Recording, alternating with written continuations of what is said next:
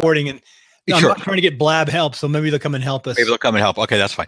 Anyway, I was talking to this person. We were talking politics, and I got sort of the typical rhetoric statement about, I'm a Republican because I like small government, and the Democrats always enact more laws, and it's less freedom for the rest of us. That's my line. That's the soundbite, right? So after I had the conversation, I had some time to kill, and I went to a site that monitors, government legislation, and they had it broken down by Congress and by how many members, Democrat and Republican, and who the sitting president was, and how many pieces of legislation.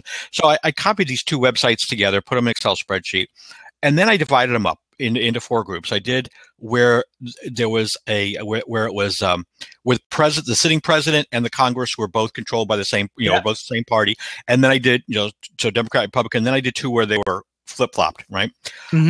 Interestingly enough, and it only went back to 1973, but from 1973 forward, there were exactly the same number of times. There was 5 times that we had a Democrat with a Democratic Congress and 5 years with a Republican Congress.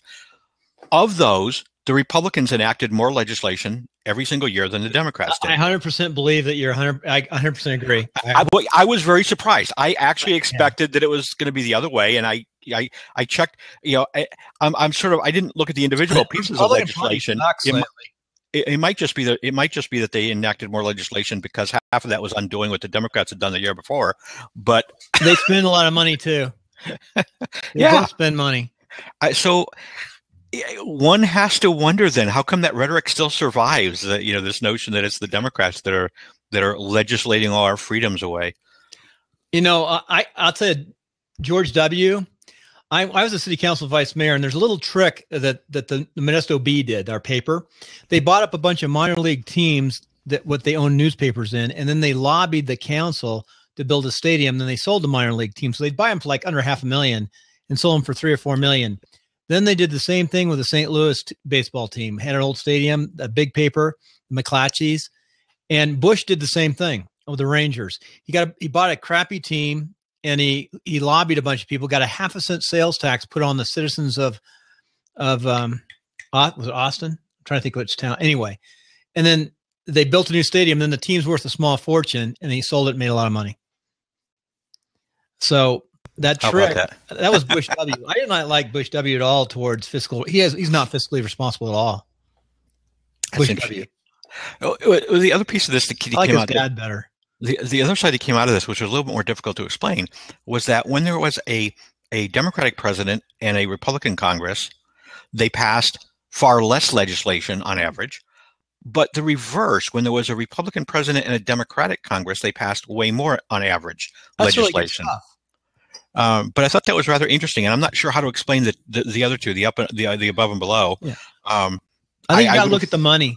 Yeah, I got to leave in a couple of minutes. I got to leave. No problem, I got an appointment I got to go to, but stay. It's goofy. I do believe that big government is not good at all. It's the smaller, local, closer government is best, but because the federal government just doesn't know what I'm doing here, and I don't want this big. California is almost too big. I grew up in California. But aren't there some things though, Bill, that are just? I mean, there are national issues that I don't know. How do you do healthcare on a local level, on a state level? Can that really be done? A lot better than it is now. It's starting to happen now. We'll talk about this later, but they're starting to do this online buying healthcare because deductibles have gone up so much that they're doing this online like Uber buying like scat, and it's starting to work too. So I do believe that there's some things. One thing I like that I can pick up something and it'll tell me what's in the food and that sort of stuff. The federal government's job is to protect us nationally and to protect our civil rights. That's the main job of the federal government, I think. I think civil rights are really important. Okay. That's one thing I'm big on is civil rights. So, and I think that's the job of the federal government. Those are the two. Then the states made to make sure that they're not violating our civil rights. The federal government makes make sure that the states and the local is not violating your civil rights. Right. A lot of civil rights are violated at local and state. I was on council vice mayor for a year, and I had a Green Party guy I served with who I liked, but he made some of the most atrocious civil rights. He got through in our little city.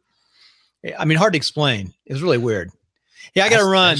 No problem, Bill. I'll catch you a little bit later, bud. Where do you live? Where do you live? I'm in Chattanooga, Tennessee. Oh, nice. Yeah, that's nice. Good area. Take care. Okay, bud. Bye-bye.